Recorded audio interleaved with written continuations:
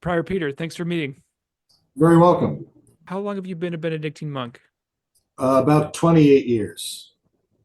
And have you been at the Monastery of the Holy Cross in Chicago the whole time? Yes, this is my home monastery. I did study at St. John's uh, Abbey in Collegeville, Minnesota for my seminary, but that was just for a few months out of the year for 3 years. So you're from the Midwest, right? Yes, I am. Where did you grow up? My family moved around a lot. I consider both Chicago and Green Bay home, and this makes me a bit schizophrenic, I guess, because you're not supposed to live in both of those places if you're a football. Ah, right, right. Were you a sports fan growing up? I was, yeah. Still? Yes, I enjoy sports a lot. I don't follow it the way I used to.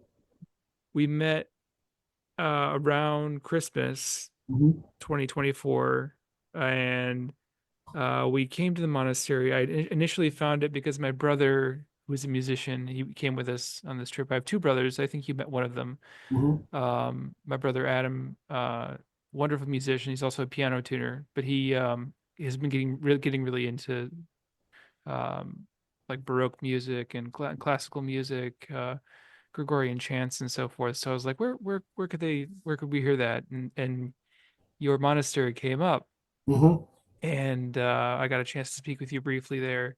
And it was just it was at first it was just a beautiful experience, completely transcendent. I didn't really know what to expect, but uh, you're really transported by the music.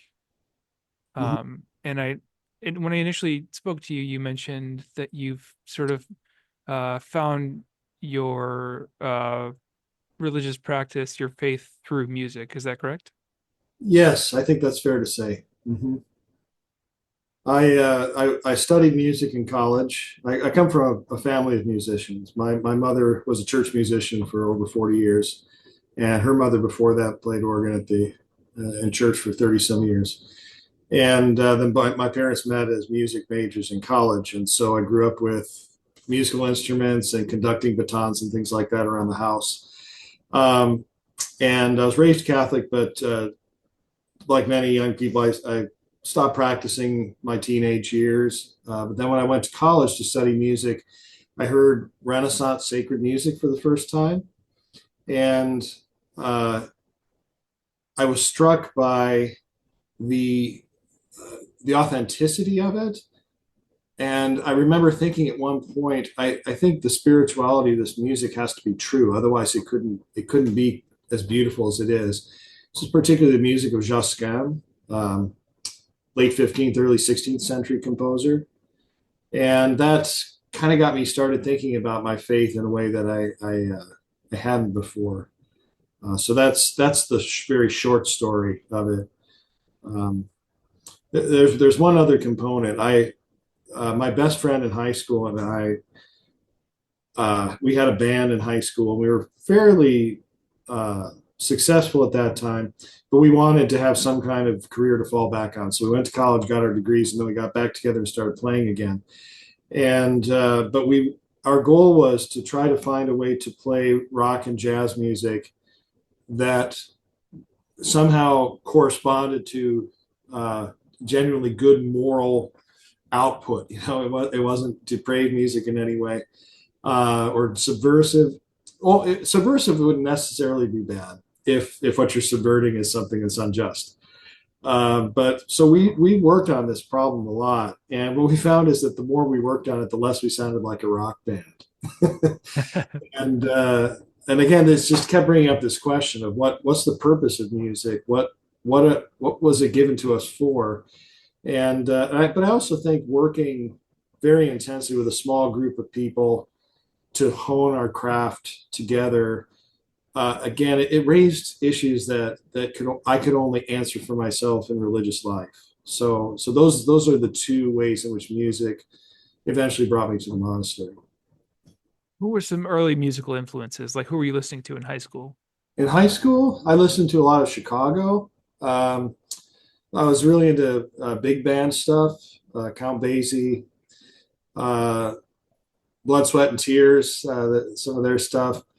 Then later in high school, I started to get more into progressive rock, yes, King Crimson, Emerson, Lake and Palmer, that kind of stuff. And then when I went to school, I took classical music a lot more seriously than I had before.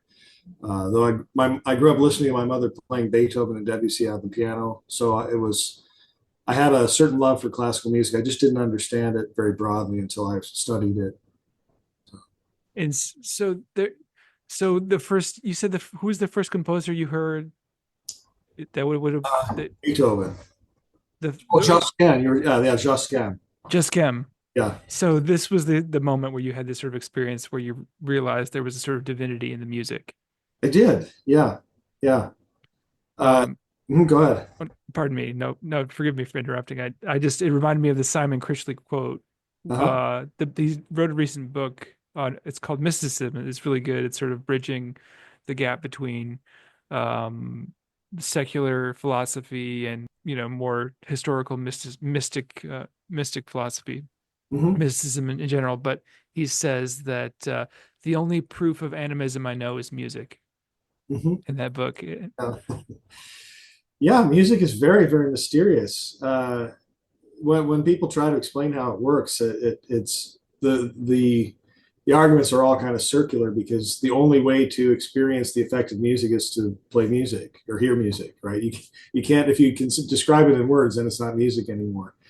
Words can help us to understand things about it that we may have missed because we're not hearing it correctly or something, whereas we're not hearing certain aspects of it. Uh, but it's its own language, and so it's very mysterious. And it's very closely connected. So one of the things my band was doing at the very end is we did a lot of improvisation, and uh, we had these what we call meditations, and we'd have these little cells of music that we would play. Each different instrument had a different cell of music, and then at a certain point, after we got this going, we would start changing it by little. And if you heard somebody else changing, you had to respond in some way to what they were doing, and then someone else had to respond to you. And I really found these experiences of playing music in this way to be, I would say, mystical. It started to open up uh, sounds that we didn't anticipate. You never know where you're going with this, but it was extremely disciplined because we had to listen really carefully. We had to be very respectful of each other, and so to really honor the intuitions of the other musicians in the band, I thought it was really really interesting.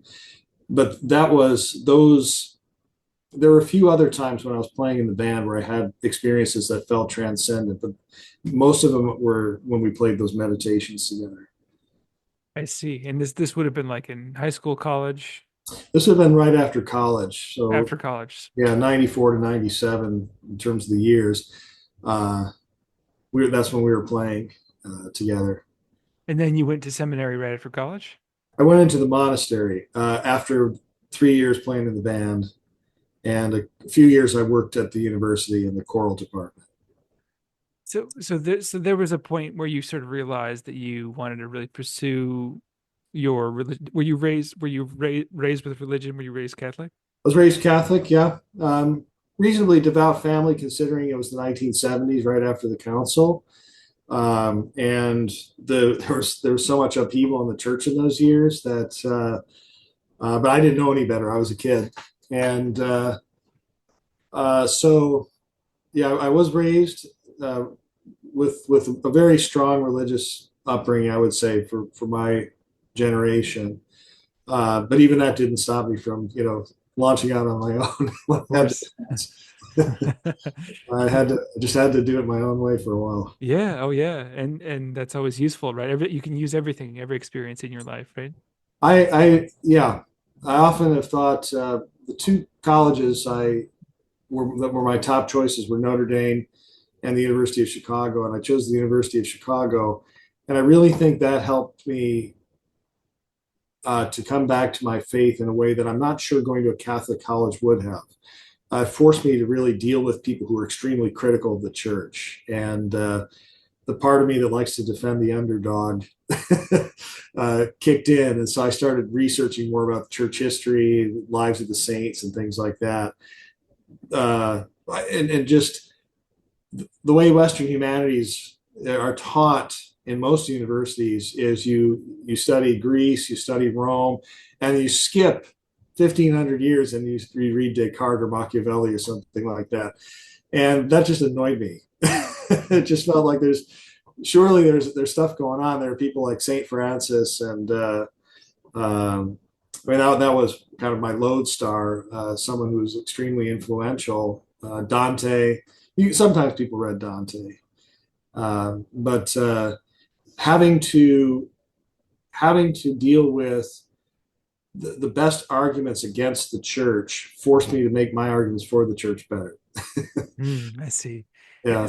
So you did you find the Monastery of the Holy Cross in Chicago from like when you were in school? You started going there in Not Chicago. quite. Though I continued to work at the school after I graduated, and I got to know a number of graduate students, one of whom was interested in religious life, and the two of us started to visit various religious groups, and he introduced me to the monastery. So that was a few years after I graduated. So you're still living in Chicago at that time. Yep, that's right. But before we go on, I wanted to just Sure. briefly say that in art history, in the visual arts, I think it's similar that they kind of skip over a lot of. They're like, okay, so we have early stuff, and then we have and then we're going to just kind of skip over like most of the Middle Ages, and then you got the Renaissance. They really start from the Renaissance and they go to modernism, but you're missing, in my opinion, you're missing so much richness, so much texture there. With, I mean, people know about Hans Memling and Fra Angelico to some extent, but for most people, I think art history kind of starts at the Renaissance, but you're missing a real richness there. Mm-hmm. Yes, and I think having to grapple with medieval visual art would be a really interesting thing because the whole concept of perspective is completely different. Well, in one way, you might say it's missing, but I would say it's more that in Greek iconography, perspective is inverted in a certain important way. That in order to try to show the spiritual meaning behind what you're seeing visually, and when perspective is reintroduced, I think some of that is weakened, and we start to see the veil kind of comes over the spiritual part of it if we're not careful. Uh, Yeah. so, yeah, and I mean, I had a similar thing. I think we had one class on Gregorian chant in music history, so that was that. And very little really even in the Renaissance. The reason I knew the Renaissance music was because I sang in choir. And I was very fortunate to have a really kind of visionary conductor of the choir who really insisted that we learn this music well from the Renaissance. So, Who were some Renaissance composers that you would have played? yeah.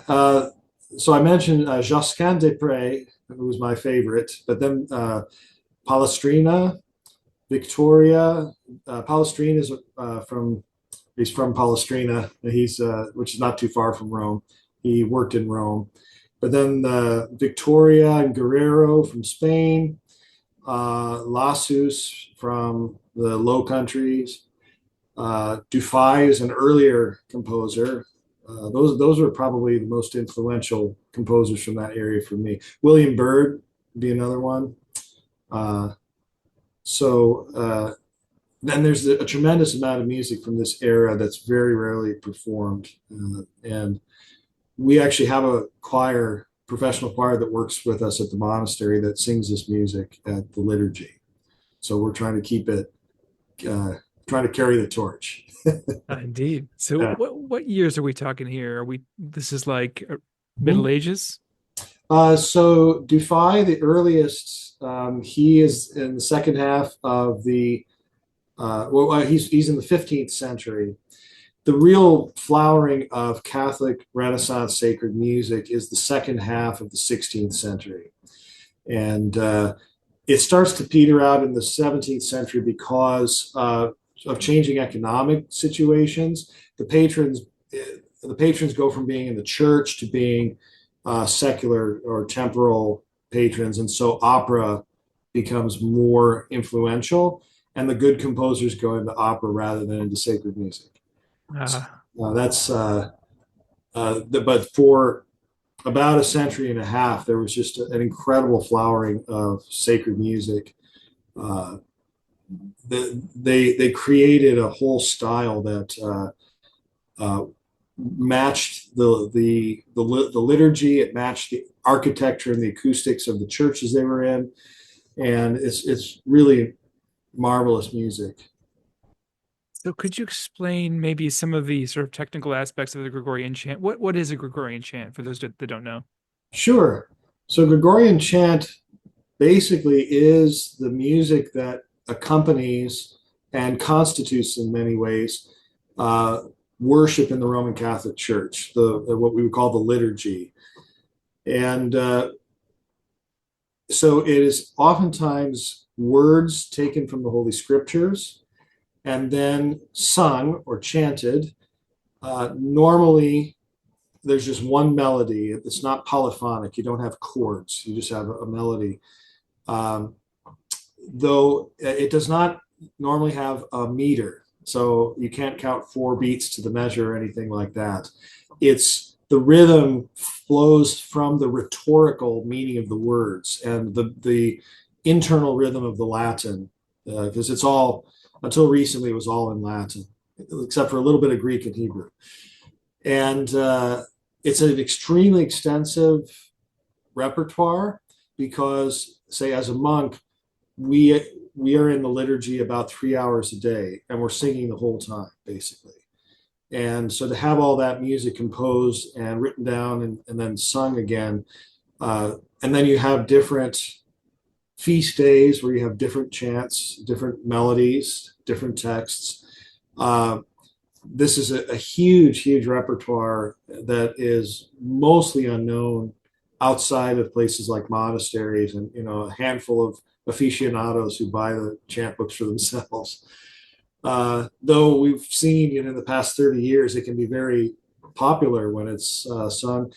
It's usually sung again in unison by a large group of people, men or women, uh, and so that's the sort of the working definition, if if that's helpful. It is, thank you. Okay. And it seemed like when I went to a mass Mm-hmm. last December, I feel like you were kind of leading Mm-hmm. the chant. Yes. Um, Mm-hmm. but so would that be accurate to say that there's one person that's sort of like the conductor in a sense? I think that's typically the case. We have some interesting manuscript support for this idea, which is that, so I mentioned there's a lot of music, and the musicians who composed this and sang it also created the notation system, which eventually became the modern notation system for all of Western music. This is a much earlier version of it, but uh,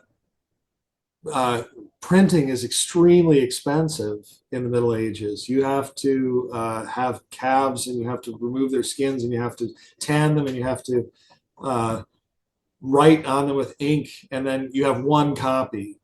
And typically the copies are pretty small.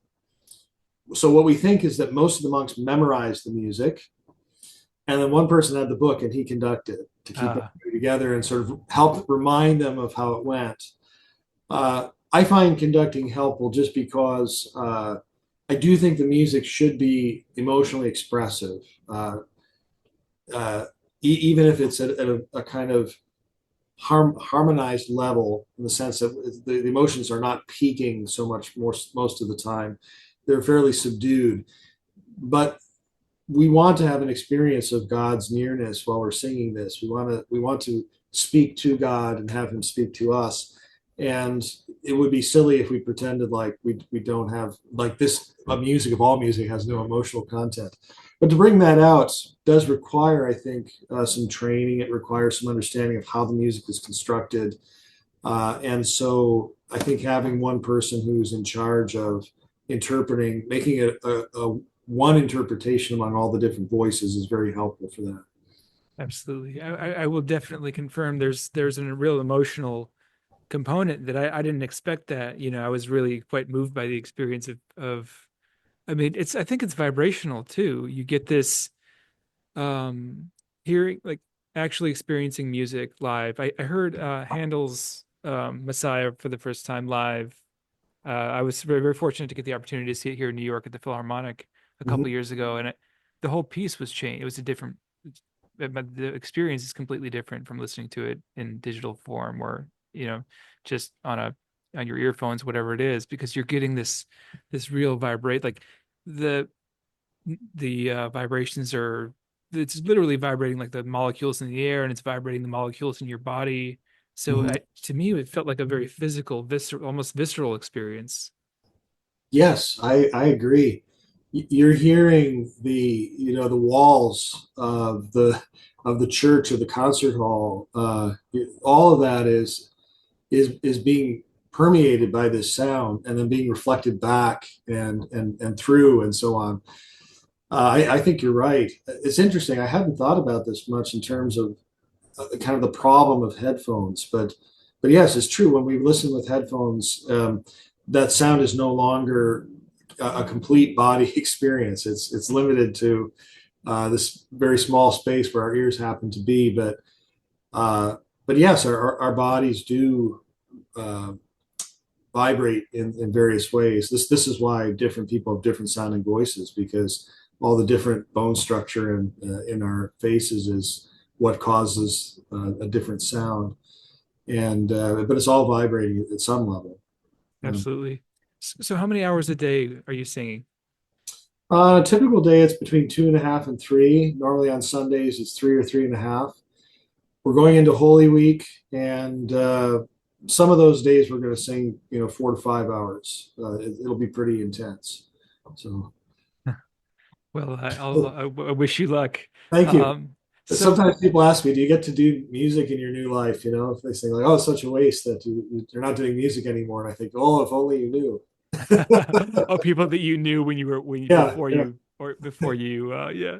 Uh-huh. Do you call it ordained when you become? I am ordained, so I'm a Catholic monk, and that's probably my first identity. That I left everything to follow Christ in the monastery. Um, in a monastery, we do need priests. Priests are men who've been ordained to celebrate the sacraments of the church, and so I'm also a priest. But as I say, my fundamental identity is as a monk, and I practice my priesthood as a part of that. Uh, Indeed. yeah. I have a little more knowledge of Buddhist Buddhist monasticism than Catholic. So I'm a little Mhm. confused with the terms. I think the first time I spoke with you, I asked if you were the abbot, and Mhm. you thought that was funny because it was far too small to be, to have an abbot. Yeah. But Buddhist monasteries would have a small one, even would have an abbot. Uh-huh. Uh-huh. Anyhow, but I did want to ask you about sort of the practical. Can you maybe Sure. break down like what is a day in the life of a Benedictine monk? Sure. So I'll give you a day in the life of our monastery, which Benedictine monasteries are all what we call autonomous, which means uh, there's an abbot or there's a superior in any case. If it's a larger monastery, it's an abbot. Smaller monastery, it's a prior. And but each monastery finds its own order of life based mostly in the rule of Saint Benedict and in the scriptures. And we tend to be considered a more contemplative monastery in that we don't have ministries outside the monastery. We stay in the cloister for the most part.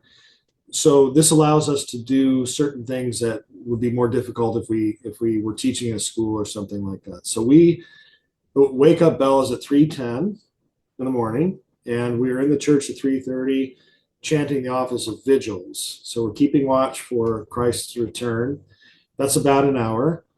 After that, we have about an hour and a half of personal prayer, which is normally what we would call Lectio Divina, which is reading the scriptures and meditating on them, committing them to memory, asking, how they interpret whether we're living the life that we professed or not.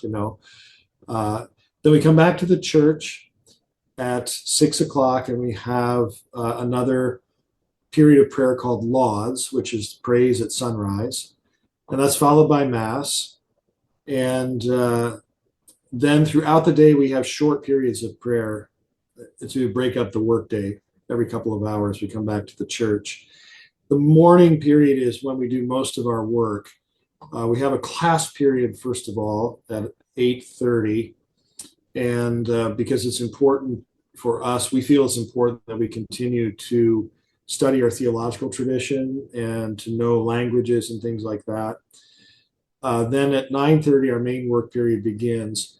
Work in our monastery is mostly just keeping things running. We don't normally have workmen inside the cloister, so if a machine needs to be fixed, if there's cleaning to do, if a car needs to be fixed, we try to do as much of that on our own as we can.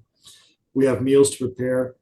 We have we have space for 9 guests in the guest house that we have. And so we do a lot of changing of beds and welcoming guests and that sort of work. And then the afternoon, we have our main meal at about 1 o'clock, and that is in silence. We don't speak at our meals. The main meal, 1 o'clock, though, one brother reads from a book of theology or history or something like that. And then the afternoon, we have more flexibility. So some brothers might have work to do. Other brothers might have a craft that they practice. Uh, Brothers might exercise in some way. And then at 5:15, we're back in the church for another major period of prayer, which is called Vespers, the evening prayer, which is followed by a small meal, which it's more like a snack than a meal. We're supposed to, in the rule of St. Benedict, we're supposed to eat once a day, but we have opportunities to have bits to eat here and there outside that main meal. In the evening, we typically have time to read. A few times a week, we have recreation together where we actually get to talk with each other. One night a week, I give a spiritual conference. And then at 7:15, we're back in the church for the office of Compline, which is the final prayer of the day. And after that, we have what's called grand silence, and brothers are not allowed to speak until Mass the next day. So that's the basic outline of our day. It sounds pretty comparable actually to the Buddhist sort of monastic schedule. There's a couple of things that are like very like they wake up probably around 3 or 4 as well. They eat once a day. They can't eat afternoon. They might have a little light morning meal, and then the main meal is at 11, and nothing afternoon. And but the afternoon is generally kind of a less structured time, more free time, and more the monks can pursue their own interests. And I've been struck by this. It seems like in many ways monastics, just in general, there's a lot of overlap there. I wonder if you could speak to that. Sure. I When I was younger, I was quite interested in this phenomenon of monasticism and other traditions, and so I know something about Buddhist monasticism, a little less about Hindu monasticism, but yes, there seems to be in any serious religious tradition a need for some persons to explore the implications of the root teaching of the system. And to do that requires being really honest about ways in which certain connections to the culture around us can hide certain elements of reality from us. And so it requires a certain kind of withdrawal. And then when you do that, you start to realize you bring all the thought patterns of your culture with you when you go into solitude, and you have to be really honest about what those thoughts are and have some guidance from someone who's done this before on how to deal with those thoughts. So I feel like I've learned a lot from what I've read about Buddhist monasticism, though I've never been to a monastery. I shouldn't say that, actually. We have a Buddhist monastery next door. I've not gone to any of their services, but I have gone over there, and we've done things together for Chinese New Year and certain Christian celebrations. They'll send a delegation over here, so we have a good relationship with them. If they're a bit of a minor tradition, I forget. Are they Chinese? They are, yeah. Um, but their founder had been a Presbyterian Christian pastor before he became a Buddhist monk, and uh, so it's an interesting version of it, and they have a kind of dual. Like this is probably typical for certain types of monasteries in populated areas like Chicago. They have a whole series of statues and images within the temple, but then they also have monks and nuns who stay there sometimes. They run the library there. They keep up the shrines and so on, but they practice more of the renunciation that we associate with Buddhist monasticism.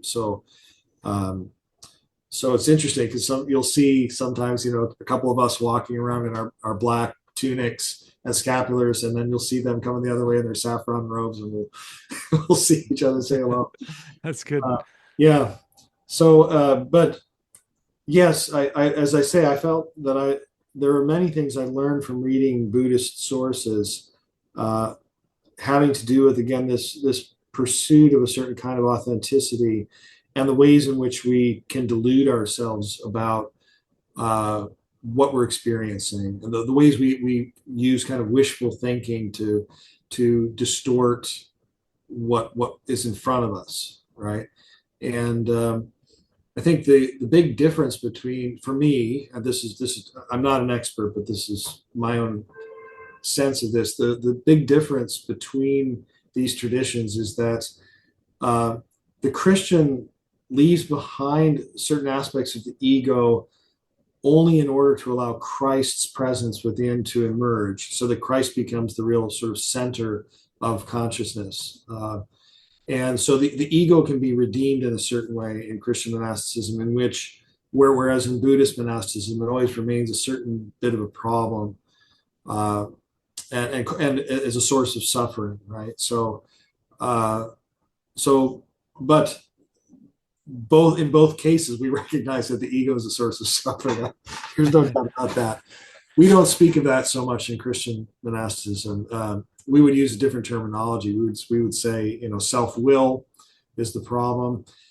There's talk in more recent monasticism about the false self, um, that the old man that has to die. We have to die to ourselves. But again, that's so that Christ's life can resurrect us. Uh, not Well, no, I don't think it's even necessary to make the contrast, because again, in Buddhism, there is this sense in which once you attain a certain level of freedom from desire, there's an obligation to go and serve others. And so again, there are many interesting parallels. I think there's a lot Absolutely. to learn from them. Absolutely. And it seems like that both have more in common with each other than with perhaps the common, the worldly, even the worldly person that might be religious.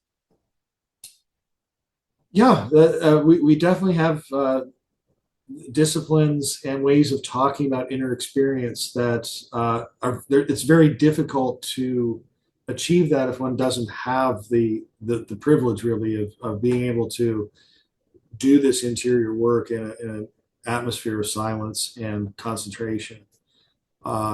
So as I say, to me, it's really a privilege, and I see that we have an obligation to be who we say we are for the sake of the rest of the church, and for others who have a certain expectation that we're actually doing this interior work. We don't withdraw just to navel gaze. Yeah. Yeah.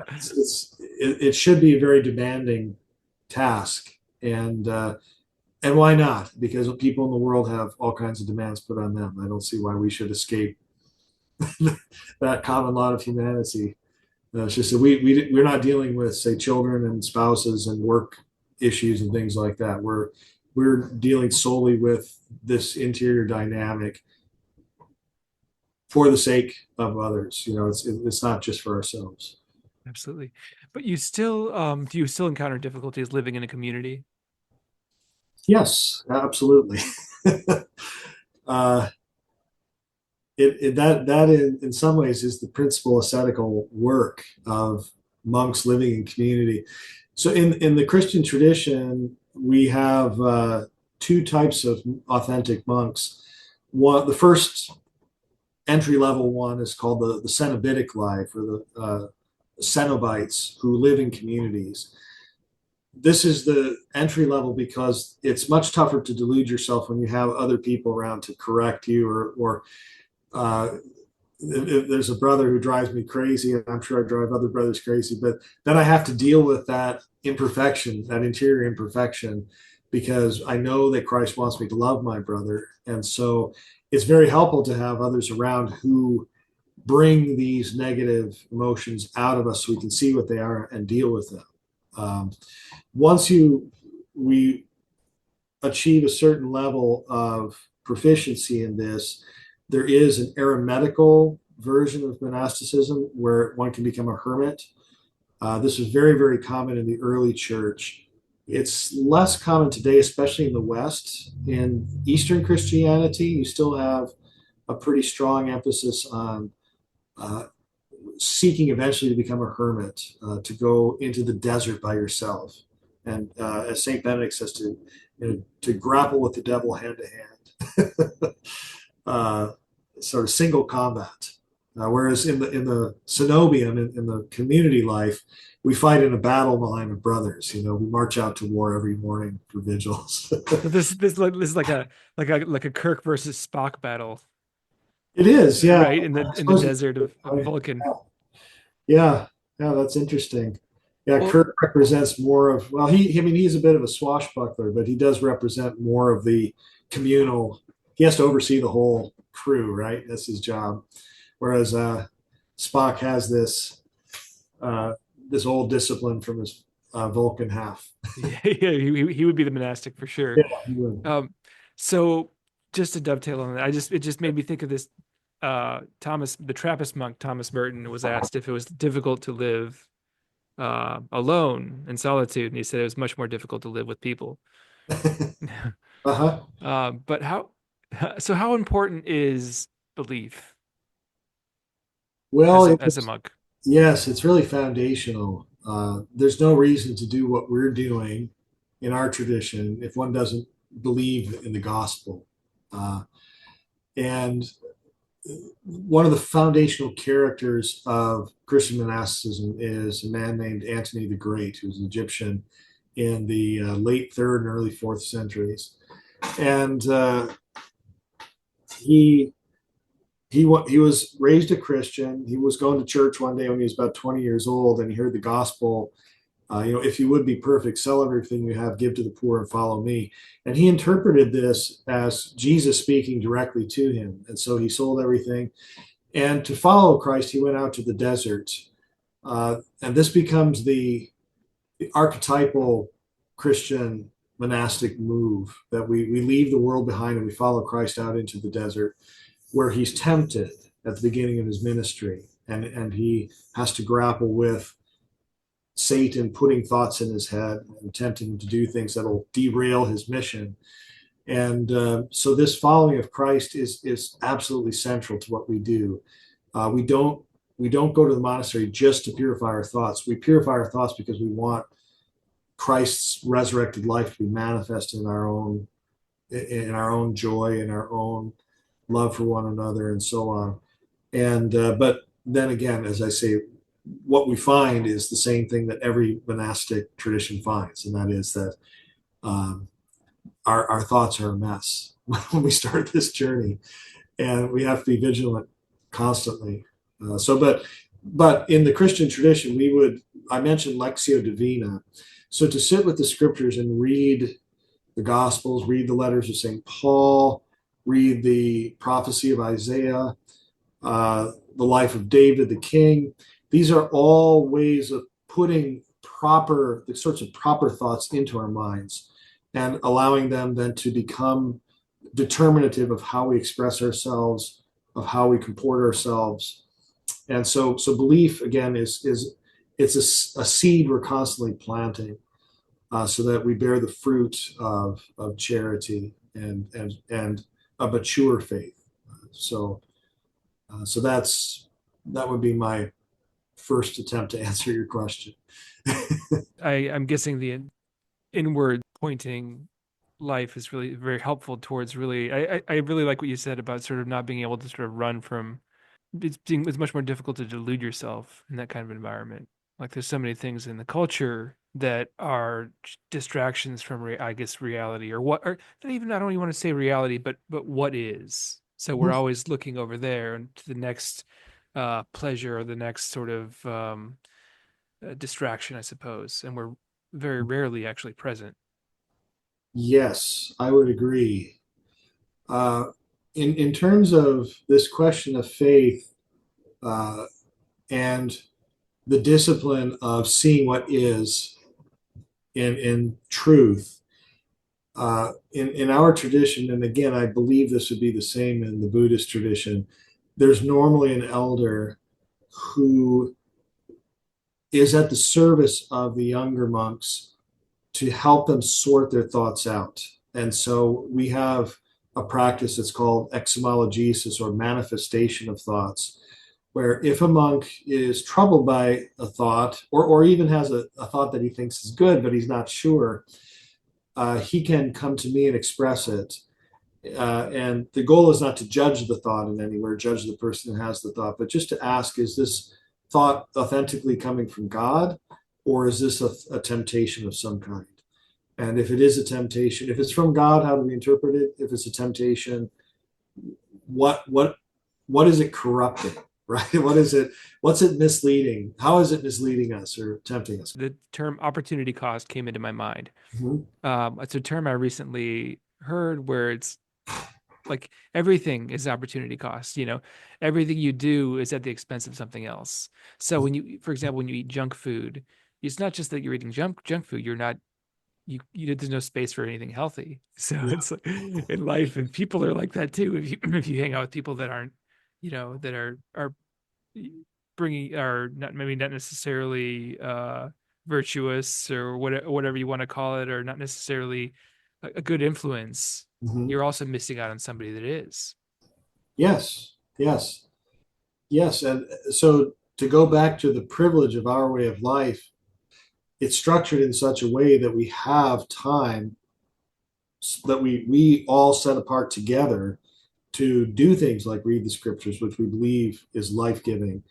And we have a group of laypersons who are connected to our monastery. They're called oblates, and we help them in their spiritual lives in various ways, and they help us in various ways. And one of the struggles, I think, for people in the world is that if you try to do these things on your own, it's very, very difficult. I know when I travel, for example, it's much more difficult to say my regular round of prayers than when I'm here. And if I don't show up for something, the brothers are going to come and find me and say, "Hey, you're supposed to be in church, or you're supposed to be reading right now." So having that encouragement helps us keep at bay all those things which would encroach upon, because we have all the same kind. I mean, we're right in the middle of Chicago. We have all kinds of distractions if we're not careful. I mean, obviously we have the internet. Yeah, I was going to ask you about it. Do you find it difficult living in a big city like that? um, it's hard for me to compare to anything because I've always been in this monastery, and its location in the city was an attraction for me. Uh, and so I do know that some brothers find the city more oppressive than I do. Uh, and I would say, as a community, we have to be very careful about the exposure to things outside. Again, if you go for a walk during the summer, uh, one will run into uh, scenes. What's the word? One will come back with images that one might have to purge after a while, uh, and so that takes a certain amount of caution, and I think also a kind of sense of humor and a belief that God actually wants us here. But again, we have to be honest about. Sometimes I tell younger monks, for example, we have some bicycles, and there's a wonderful bike path in Chicago going up the lake, and but I often say to brothers before they bike, you should determine your route like before you go and think about where it'd be good for you to go rather than sort of getting out there and thinking like, oh, it'd be great to bike down the lake. There happens to be a beach there, you know. And for men who are practicing celibacy, you know, there's kind of uselessness to exposing ourselves to temptation that we don't have to, you know. On the other hand, as I say, well, another thing about Chicago is if you're out, you can go to the grocery store. Uh, then these days, you just one hears profanity constantly, and you hear people fighting. And now, as I said, I was attracted to a monastery in the city. Cities can be very stressful places. There's Chicago has a reputation right now for being dangerous, which is mostly merited. And so to come here and be men of silence, to be men of peace, to be men dedicated to reconciliation, I think is really, I find it an inspiration to be a man of prayer here, again, for the sake of our neighbors. And hopefully we are a resource of reconciliation within the city, which can be very alienating, which can be tense. End of the summer is always tough because people are hot and tired, and they're on a kind of hair trigger for getting offended by whatever it is. And so just by walking down the street, you know, one can have a certain impact on people because they have some sense that um, we're not a part of that. Uh, we can't, you know, we can fall into that. There's no doubt, but we're dedicated to this work of peace. We're dedicated to this work of silence and self renunciation. And if we were out in the wilderness somewhere, we wouldn't have that kind of interaction with people. And that I do believe God has called us here, and it's for Him to determine what kind of impact we're going to have, if any. So That's a great point, and I think it. But you're in a place where certainly it's needed, and not just on a level where it's okay. You're interacting with people, but I think on another level, on a consciousness level. I stayed with a couple. I think I mention that I stayed at a monastery up in New Hampshire. It's a Theravadan Buddhist monastery, beautiful little spot, and you could feel. I mean, you could feel it there. You know, so basically, when you stay there, you live as a monk. You take the same precepts, and so you're sort of in the community, you're tapped in. But I could feel the peace, you know, and that it spreads outward. I mean, they've done studies on this. They've large groups of meditators that go to a place, it's like there's less incidents of crime while they're meditating, you know. Like, I think consciousness is something that is not, and the monks kept trying to explain that to me, that it's not out there. It's like Ajahn Sumedho, I don't know if you know, the Buddhist monk, he was saying that people ask about consciousness, where is it, but it's like a fish asking where water is. mm-hmm, You mm-hmm, know, it's everywhere. So I think when you have this certain kind of consciousness, it ripples outward. So I think doing what you're doing and living your life in such a way that is peaceful is going to have a really positive net effect. mm-hmm. Yes, that is certainly our hope. Uh, that's an interesting quote. One of the it's very similar again to what we would say is that, you know, God is everywhere, but we often don't pay attention to the fact that He is the existence in which we exist. You know, secondarily, I mean, God exists of His own being, as it were. We only borrow on that reality, and uh, but we have a tendency to think of ourselves as somehow separate from that, and it's logically incoherent, actually. Well, if one has our beliefs, I guess, but Well, yeah, it actually, I think the science is kind of just now catching up in a sense. There's been a lot of work on consciousness lately. It's been considered to be an unsolvable problem. So science has always looked to physical stuff, and it's only physics. There's a recent book called Galileo's Error. I can't recall the author now, but basically Galileo had to omit all the idea of consciousness so that they could focus on the sciences, and that's we've we've been in that for a long time, since that, basically since that point. And but now I think there's more emphasis on consciousness, what it is, and they're starting to see that how consciousness is the foundation. Then the physical universe springs from consciousness first, rather than the other way around. Yes, I've seen works like this. There's a book in our library, but unfortunately, I can't remember what it's called, and so I haven't been able to find it since I read it. But it was exactly that point, and the person who was writing it was not a religious believer in any way. He was just pointing out the contradictions that come up when you try to account for consciousness from materialistic premises, that it just doesn't work. And not only that, but there seems to be a kind of what we would call, again, in the Christian tradition, a telos. There's all existing things have a kind of movement toward fulfillment. And this can only make sense if the fulfillment is already built into the entity from the beginning. And in the case of human beings and animals, there's this necessary movement toward consciousness that seems to presuppose it before, Ah, right? Uh, yes, it's in the living thing before it's even conscious. It's yes, that it's conscious, yes. that it's conscious of its consciousness. It's Let's got, yeah. that's Uh, right. That's we're right. moving toward we're moving toward something that preceded us, and again in the Christian tradition we would say this is God, um, and in some sense where we would overlap I think with Buddhism again is that God is, again, consciousness per se. God is the subject of everything. He's the subjective perspective on everything. And if we want to really experience ourselves in our fullness, we want to draw closer to God because then our subjectivity becomes more objective, if I could put it that way. That makes sense. It's more That's good. true.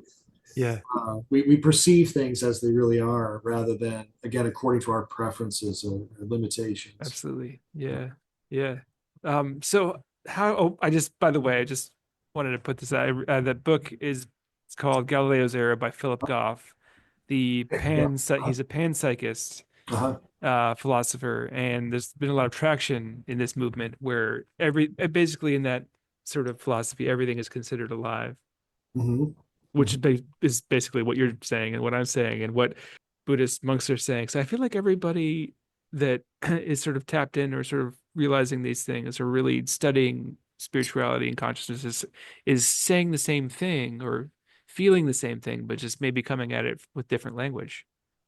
I think, as I say, there are definitely major overlaps, and I'm not enough of a student of these interreligious questions to speak clearly to the differences.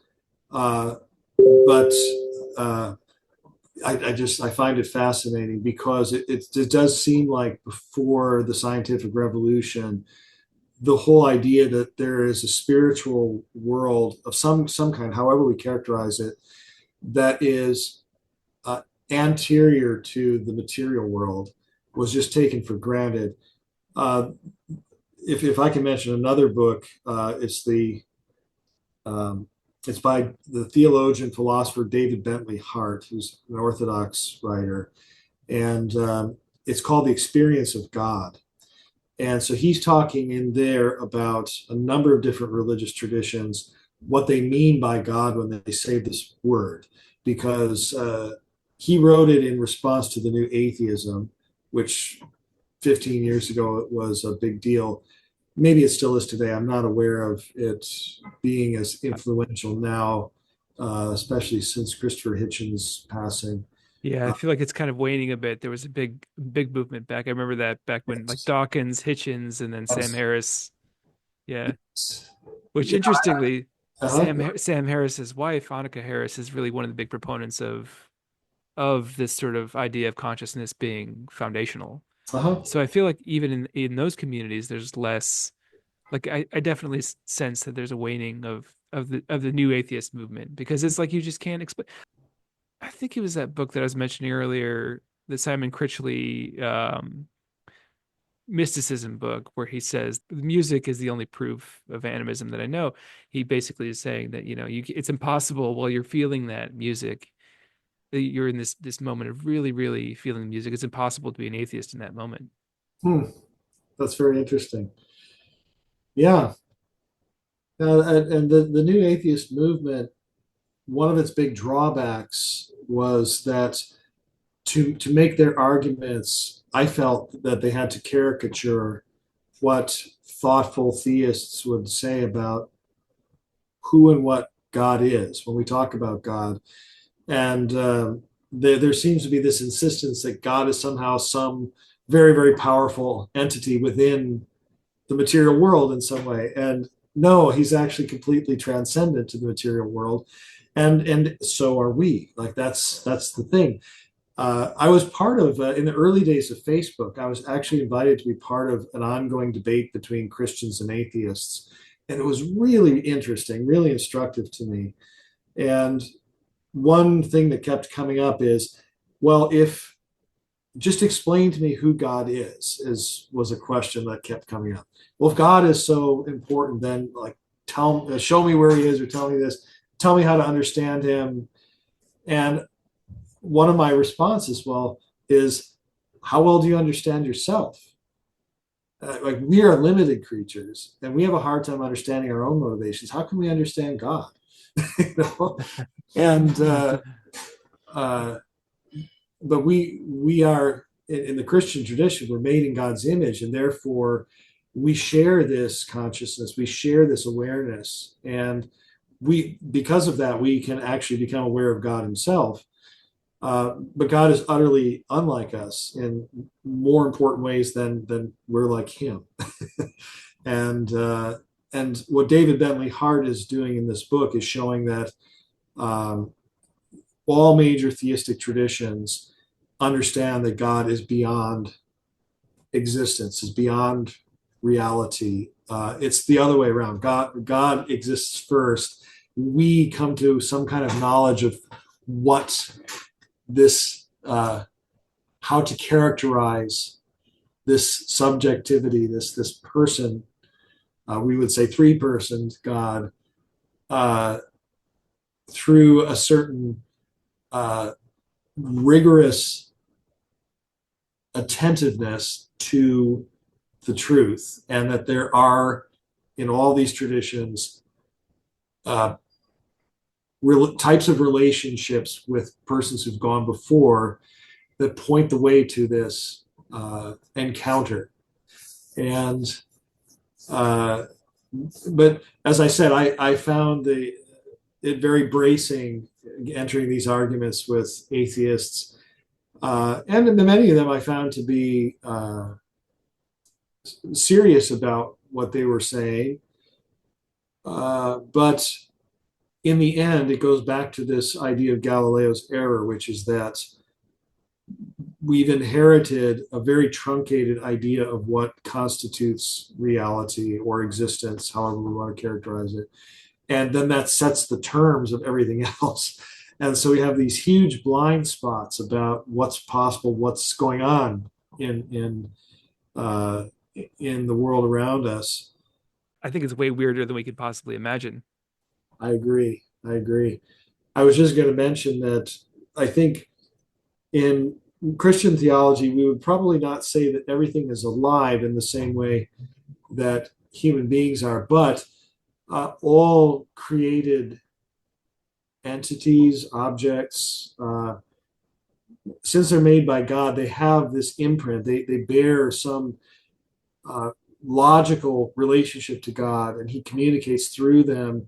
And in some mysterious way, what we call angels are those spirits who are deputed to communicate through things like stars and galaxies and gravity and cells and mitochondria and all of these different things, that they might not be alive in the same way we are, but they bear life in them in some way because they are all permeated by the logos, or the word, through whom all things were made. And so but again, this whole idea is largely missing from contemporary Christianity, even that we can perceive God in the things around us. Uh, there's a kind of separation between what we do in church, and then we should obviously have that affect our life somehow out there. But uh, I, God's presence is much more profound than we tend to perceive. And again, the monastic life would be the one place where we have no excuse for not exploring that. That's the whole point, in a sense, is to find God everywhere, to find Him in all things. Absolutely.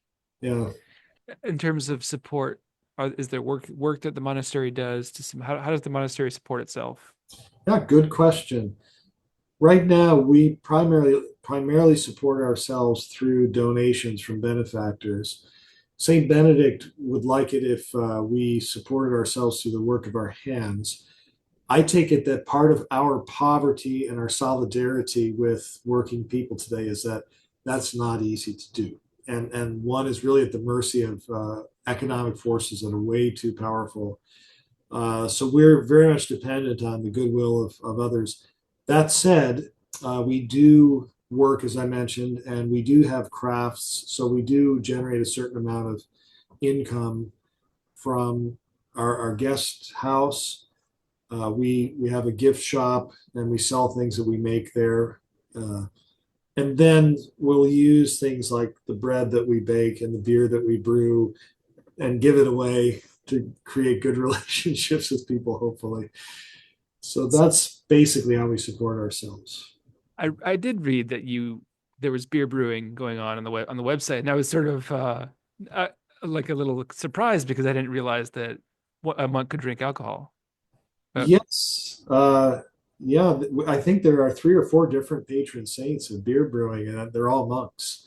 Uh, uh, One of the stories that from say that what we would call the Dark Ages, after the fall of Rome, Europe went through a number of different periods of time where there was great poverty and plagues and things like this. And the typical story is that this monk shows up in a town where they're having a plague, and he shows them how to brew beer, and the plague goes away because they don't have to drink the water now. They have something that's been purified of whatever noxious elements are in the water.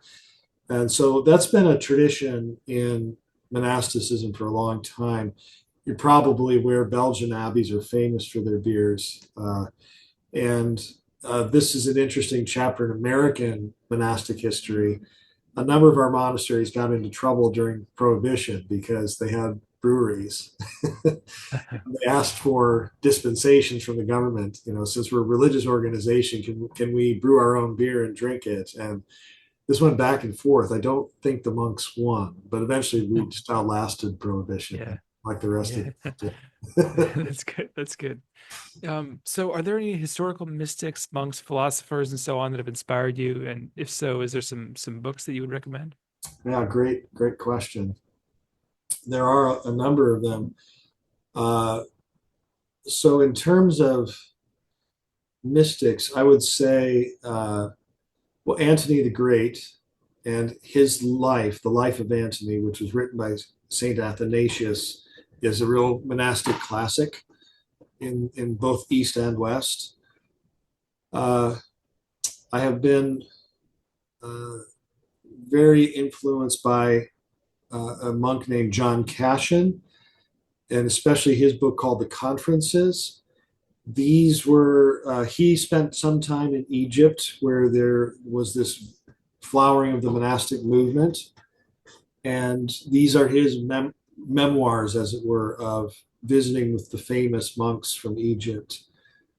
Then Maximus the Confessor is a saint from, uh, I think, originally the Holy Land. His early life is a bit difficult to piece together, but he ended up spending time both in the Eastern Church and in the West. And I should mention one other really important monk I forgot about. His name is Evagrius. Evagrius. He may have been John Cashin's teacher, but he's very interesting because he writes in aphorisms and not in paragraphs. He writes, again, very much like sort of Buddhist koans. He's got these little phrases that are meant for his disciples to memorize and meditate on. He's probably the first systematic theologian in the church, in that he really helped identify a certain pattern to the spiritual life based on the kinds of thoughts that are tempting at any time. And if we move on to later periods, John Henry Newman is someone who's influenced me a lot, a former Anglican divine who became a Catholic bishop in the 19th century. And I don't know if he would be considered a mystic. In the Middle Ages, the mystics I'm most influenced by are mostly women, Hildegard and Gertrude the Great. Gertrude especially, who her experience of mysticism came out of the liturgy. She has a series of publications called the Revelations or seeing, I can't remember what the translation is now, but and then Hildegard was also a musician, and her Chants of Ecstasy are that music has had a certain impact on me. Philosophers, there's a contemporary philosopher, Alasdair MacIntyre, who's had a big impact on me. His book, After Virtue, is a real classic, and it's the beginning of his own movement away from his youthful Marxism toward a more classic Aristotelianism. And it's his diagnosis of what's gone wrong in moral philosophy in the modern world. And then he has two other books that I found especially helpful: Dependent Rational Animals. This is his attempt to correct Aristotle. For Aristotle, the perfect man is the one who's not dependent on anyone. And this is no one. There is no such thing. So MacIntyre says, no, actually we need to acknowledge our dependence on others. And this is actually a more virtuous way than what Aristotle was describing. And at the same time, we'll acknowledge our own imperfection as well. It would, yes, yes. And he points out that one of the problems of the whole Western philosophical tradition is that it's mostly written by healthy adult men. And so it has that limitation of perspective that I think this is one thing, say, that someone like Nietzsche, who has actually had a big impact on me, the fact that he was ill most of his adult life makes a difference in his perception of certain things about the world. And Nietzsche has been influential for me, mostly because when I read him in college for the first time, I thought, if the Christian faith is true, we have to answer Nietzsche. We have to take him seriously and explain if and why he was wrong. But he poses very good challenges, I think, and he had a number of insights about, again, the interior life. He has this idea of ressentiment. I don't know if you're familiar with that. He claimed that this was a Jewish and Christian phenomenon in which we exalt what is weak and sickly and maybe even deceitful, and we call it virtuous, and we sort of talk about it as if. And he's describing something that's real, but it's not actually Christian or Jewish. It's actually, what would be an example of that? this would be it starts with the kind of sour grapes mindset. Yeah. If I can't have those grapes there, they must not be any good. And then I build my whole life on this lie that these grapes aren't sweet. And this starts to corrupt me from inside because I'm not living in the truth anymore. And it's all based on a kind of resentment of what I lack. And so I devalue things that are actually valuable because I don't have them myself. And instead of honoring people that have them and acknowledging my dependence on them, I create a fiction in which they're actually bad. Um, and I think we see this in kind of the victim culture in America these days, where it's it's it's a good thing to have compassion on genuine victims. But when this turns into vilification of persons who are actually strong in some way, there's nothing wrong with being strong. Strong people can be very, very useful in a community to keep things running, to protect the weak, and so on and so forth. But if we start to resent them because they're strong, or claim that this is somehow a fault, then we're falsifying what it means to be strong, because that's a real thing and it's a real value. So Nietzsche perceived this. It's just that he wrongly coupled it with Christianity and Judaism. It's just a human failing, like anything else. But no one had described it before. And in explaining why it's not Christian, I think that's important for a Christian to do. To say, when we talk about the importance of caring for the poor, caring for the sick, this doesn't mean we somehow vilify the healthy or even the wealthy. Um, uh, some people have a lot of money. They may have inherited it, and it wasn't through any fault of their own, you know. Yeah. And oftentimes, people who are wealthy can be very valuable benefactors of others, and so that's what they should be, I think, from a Christian perspective. And but to say just de facto that they somehow pollute the, what we're doing is we're rebranding victimization and victimizing them. It's like, well, they're the problem. Yeah, yeah. It's my Yeah. uncle. My uncle, he was from India. He was such a great guy. He said that poor people have the advantage over rich people in the sense that they think money's going to make them happy. Yes, so true, so true. Yes, and so yeah, Nietzsche has been a big influence on me. In there are a number of modern theologians. The 20th century was an incredible century for Catholic theology, and so Hans Urs von Balthasar, a Swiss theologian, Louis Bouillet, French theologian, Henri de Lubac, a French theologian.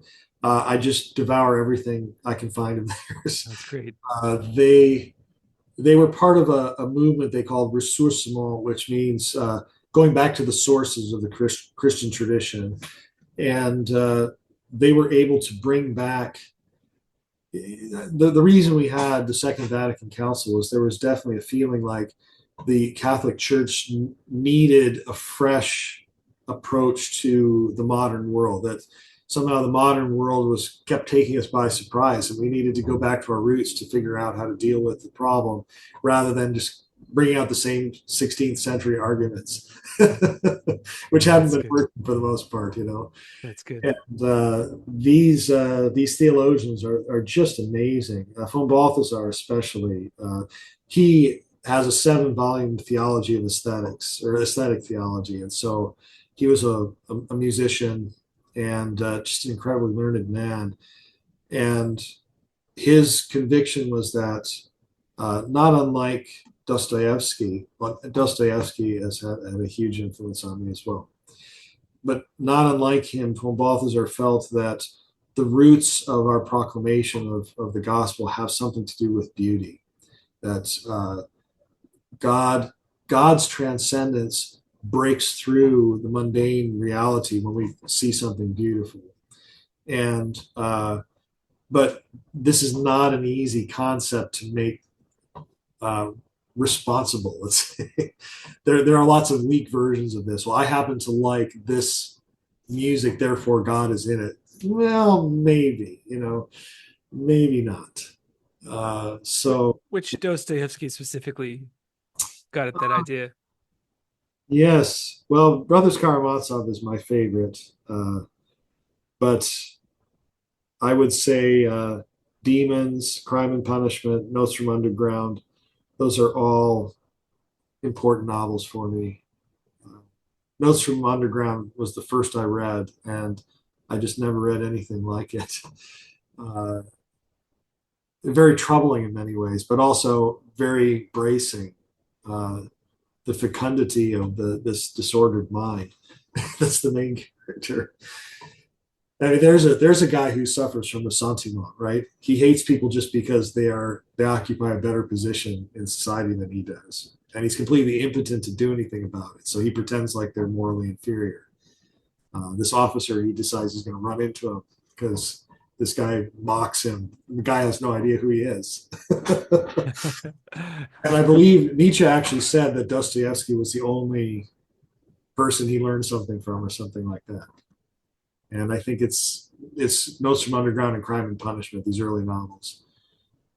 There was a recent I listened to there's a podcast called Philosophize This, which is brilliant. It's like a each episode is like a 30-minute breakdown of various philosophers or writers. And he just did a recent series on Dostoevsky that was extremely illuminating. And now I definitely need to read those books. But he said something about Dostoevsky hinting at the relationship between beauty and truth that I found fascinating. Yes, I don't remember which novel this is in, and it might be in a letter of his or something. But there's a quote that goes around from him that says, the world will be saved by beauty." And the problem with Dostoevsky is always that you don't know what of his writing to take literally, because he's speaking through characters, and the characters may or may not represent what he actually thinks. But there is something to this. So the ending of Brothers Karamazov, I find extremely beautiful, but beautiful in a very specifically Christian kind of way, because this former monastic novice who is told by his Abba to go back into the world because his family needed him, he becomes the center of this newly constituted, uh, symbolically constituted church, because the children gather around him and they love him. And there's a sense in which the only argument for God's existence is whether or not one is moved by this image, by the image of goodness, by uh, the and in the end, the image of Christ Himself. If one can see the beauty in His personhood, that's what moves the Christian to follow God. It can be done by arguments, but uh, uh, but I think what von Balthasar sense, what Dostoevsky sense, is that arguments can only get us so far, and they bring with them oftentimes a self-limiting dynamic, because they're dependent on our own reason, which is limited. And what beauty is a kind of abundance of of existence breaking through in a way that we can't comprehend. As I said right at the beginning, we can't really explain music, what it is, why it works, why it moves us so much. Uh, I think this is the same in any version. There are buildings or cathedrals that, just to see Cologne Cathedral, walk around in it, is just overwhelming. And there uh, are you familiar with the this visual artist named David Jones, a Welsh artist from the 20th century? No. Uh, I find his art to be really fascinating, and very moving in just this way. It's very beautiful, but in a strange way. It's maybe more sublime than beautiful, if I could use that distinction. So I'm not a visual artist, but I love any artistic expression when it's authentic. Absolutely. Yeah, I'm not a good judge of that in the visual arts, but there are, I would say, Van Gogh and Monet. I find some of their paintings just heartrendingly beautiful. Absolutely. Oh, same. uh, Yeah, same. Like I've been recently on a medieval paintings. I think I mentioned Fra Angelico and Hans Memling. But I there was this Hans. Actually, I'm doing a version of this Hans Memling Annunciation painting right now, which led to a whole series of me thinking about different enunciations and how I could sort of rethink them in the modern context. But what like but there's just a richness. You can't really explain what it is. But you look at these masterpieces essentially, and I'm so lucky to have the Metropolitan Museum. I don't know if you've been to New York and have been to the I've Met. never been to the Met. No, It's, I've been to I New mean, they York. have, it's just a, if you come, let me know. I'll take you to the Met. They have these just this Duccio they bought for like $40 million, maybe a couple, maybe back in 2006, I think it was something like that. But it's just, you can see where the candles were burning it on the altar, like little burn marks and but it's just become more beautiful with time and age, and you just it's transcendent, looking at these things. Or doesn't have to be something that's literally religious. It could be, any contemporary paintings can do that. Painting, Van Gogh or Monet, as you Mhm. said, there's so many. But I think the sort of quality there is something that's you can't really describe. If I told you all the components and I said, oh, it's this, and this, it has Mhm. all these things, you wouldn't have the experience of it. It has to be experiential, right? It is, yeah. And there is this mystery of, for me, the mystery of color. What is color, and what does it mean that our eyes see these wavelengths and then translate that into something that, uh, what, again, I can't even describe what a color is, but we all recognize it when we see it, and then we can see that by using color, these painters are able to present something that's intelligible. It's amazing. I forgot to mention Van Eyck is another Oh, favorite. Ah, that's funny you mentioned that. I was on a quest to oh, see this Van Eyck, this beautiful Van Eyck at the Met, and I discovered his student, Petrus Christus. I don't know if you know the painter.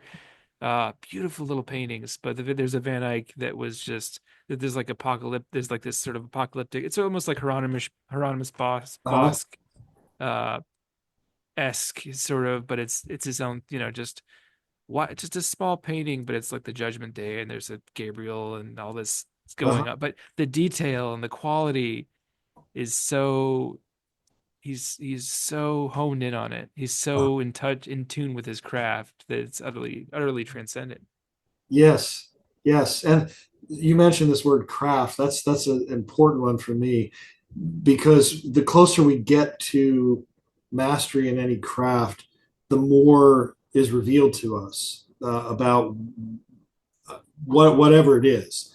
Uh, but I find this again just a fascinating uh, part of reality that is largely lost in a kind of mass-produced world.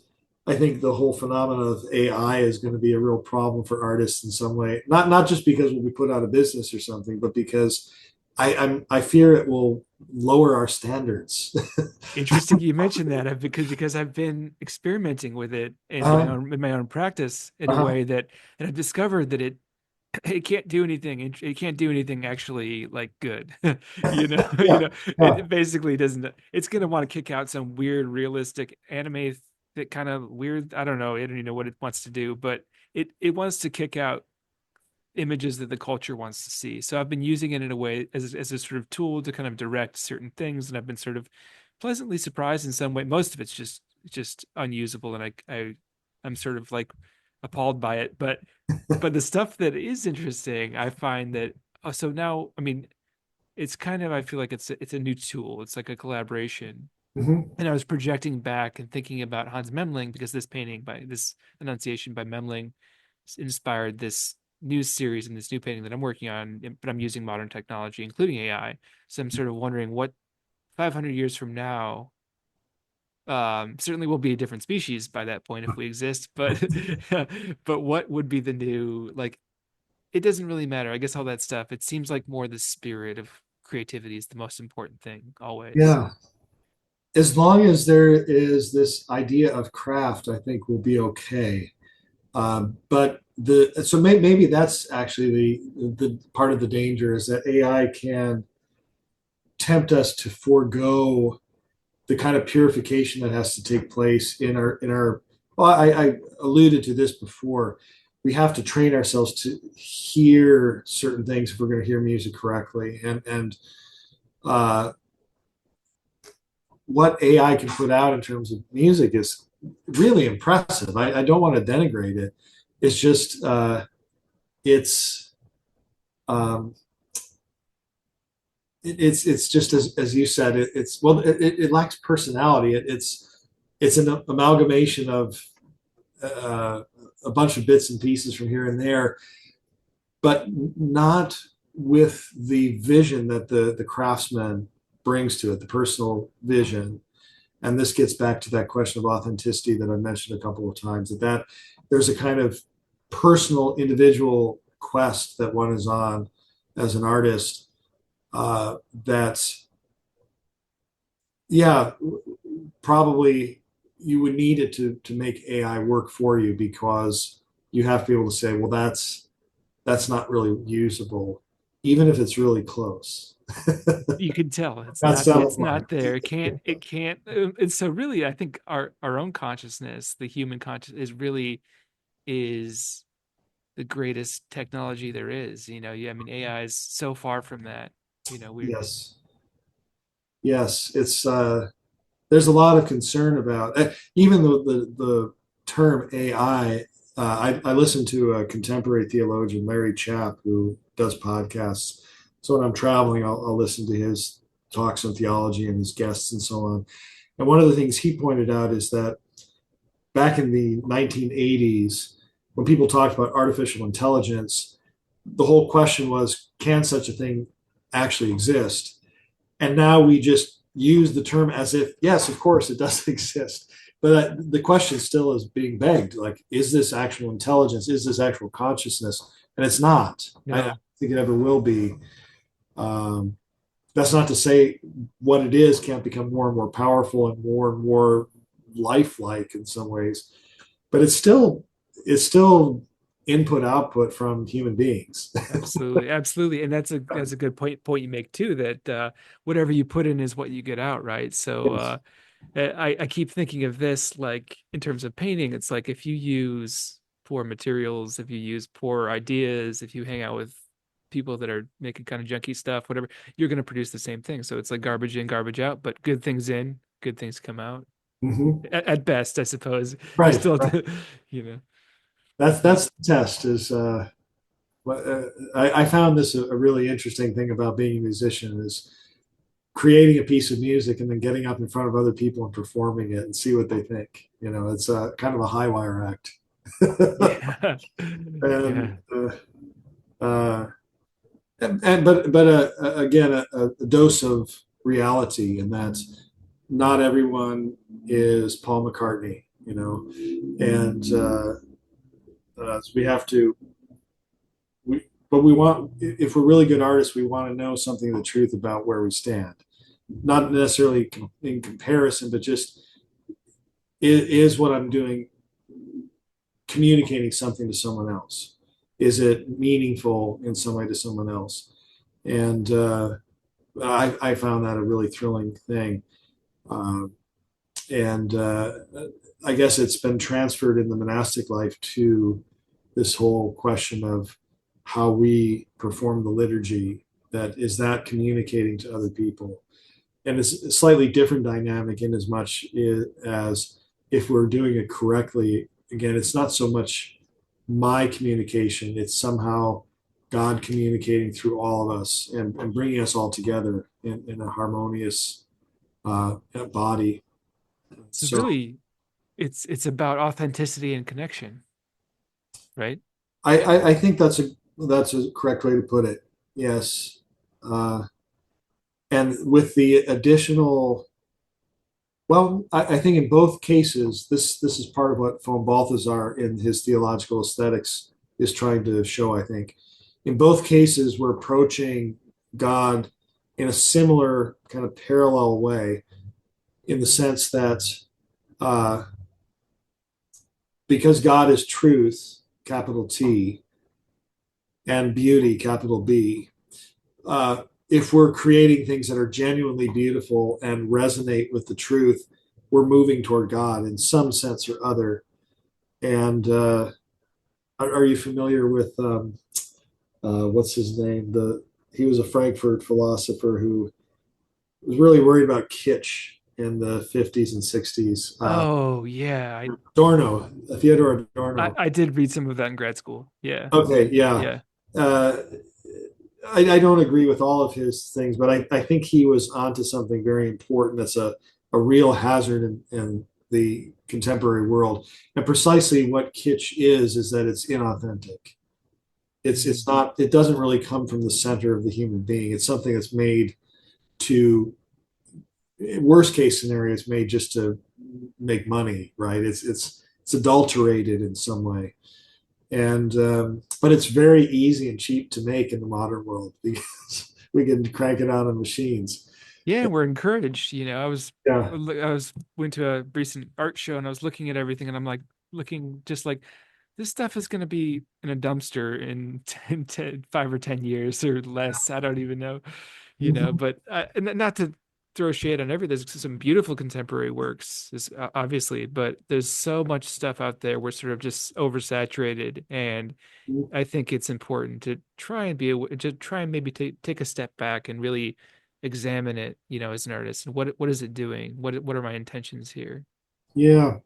If I could add one aspect to this that is very perplexing, being a and I'm speaking now not only as a monk but as someone who's continued to compose music, sacred music. Uh, when I talk about the Renaissance, there were maybe, I said there was a lot of music that's not performed, but it's still minuscule compared to what's being produced today. There were maybe 3 dozen known composers in all of Europe. But what they had was a common vernacular, they had a common approach, and it was a fail safe approach that produced things that were unfailingly beautiful.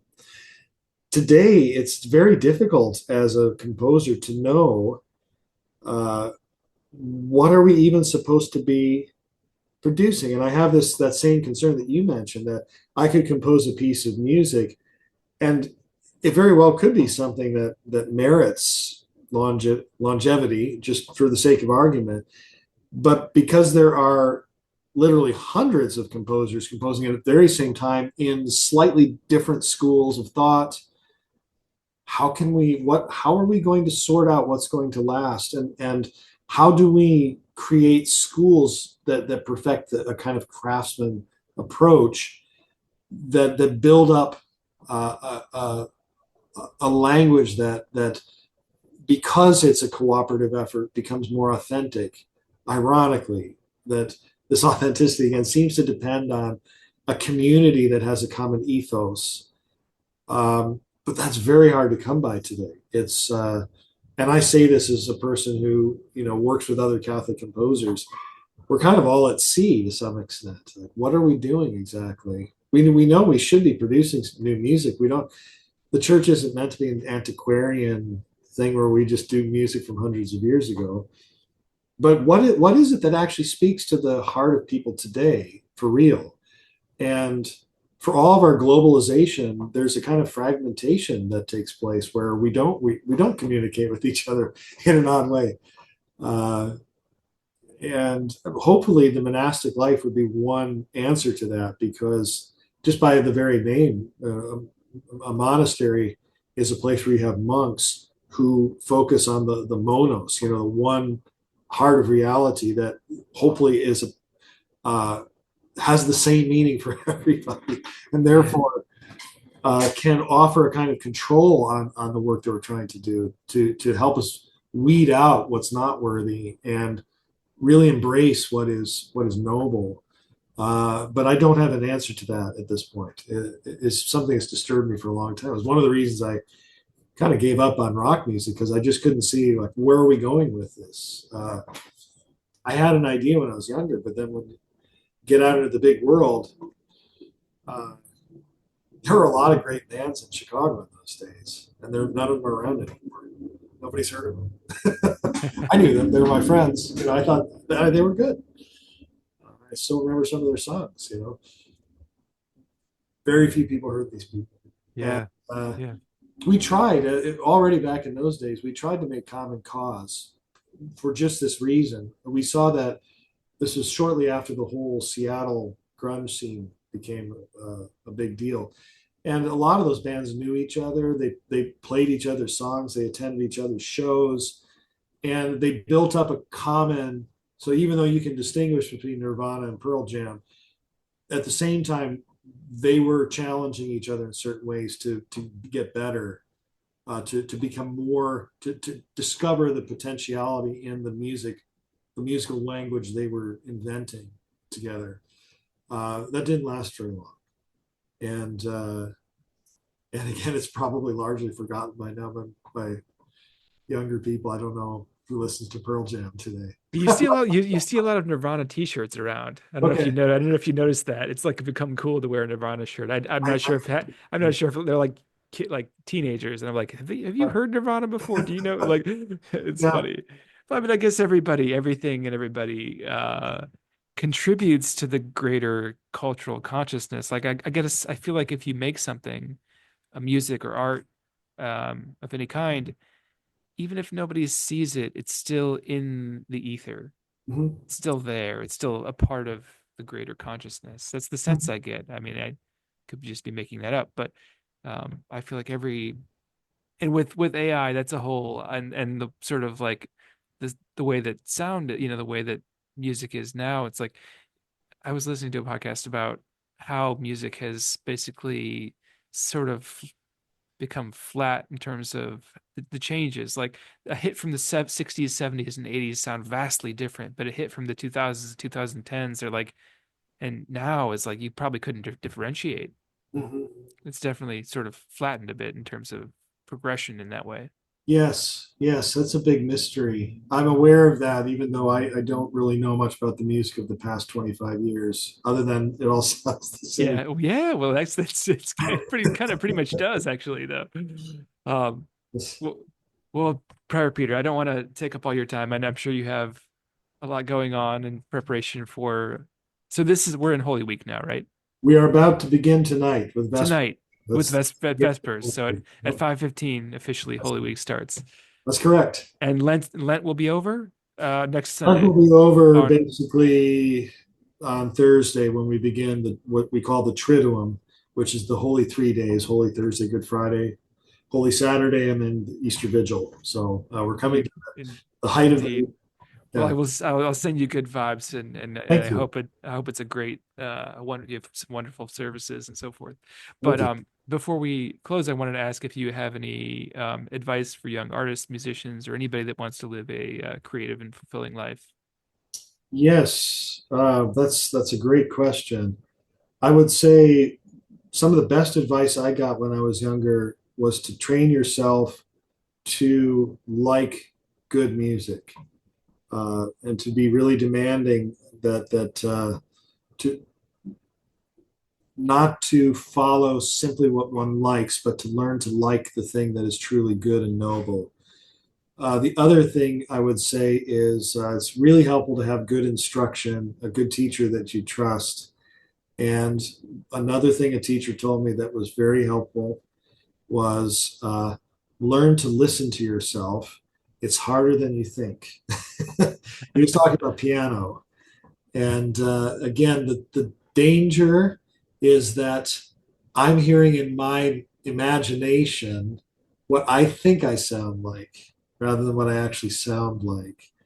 And so to go through the purification of letting go of my wishful thinking again and attending to what I'm actually hearing so that I can make the necessary corrections to make what is actually sounding what I intend, and to learn the techniques to do that. Uh, those were the two bits of advice I found the most helpful when I was a young musician, and they've served me well all the way to today, I think. That's very good. Very good. Well, thank you again for speaking today. It was a delightful conversation. You're Greatly very appreciated. welcome. Thank you for having me. I appreciate it.